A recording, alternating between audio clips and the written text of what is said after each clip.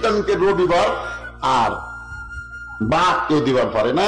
এরশাদ চাচাই সর্বপ্রথম বলল মুসলমানদের জন্য খ্রিস্টানদের রবিবার ছুটি হবে না, মুসলমানের ভালো দিন বড়দিন হলো জুমার দিন। জুমার দিন হলো গরিবদের আনন্দের দিন, ঈদের দিন। তাই তিনি শুক্রবারকে সরকারি ছুটি ঘোষণা করলেন। আমেরিকা বলল এরশাদ সাহেব আমাদের রবিবারকে বাদ দিয়ে যদি মুসলমানের শুক্রবার দিন ছুটি ঘোষণা করেন আমাদের সাহায্য আমরা বন্ধ করে দেব। এরশাদ হাত করে বললেন তোমাদের সব সাহায্য বন্ধ হলেও আমার আল্লাহর সাহায্য চালু থাকবে। আপনারা বলেন স্বৈরাচারী হোক আর যাই হোক, এরশাদ চাচার 9 বছর সময়ে আমরা তো মজা মারছি ভাই, মজা মারেন। সব জিনিসের দাম কম, মসজিদের কোনো কারেন্ট বিল দেওয়া লাগেনি, মাদ্রাসার কোনো কারেন্ট বিল এরশাদ চাচা লেয়নি। আমরা কি ভালো করছে না খারাপ করছে? কথা বলেন।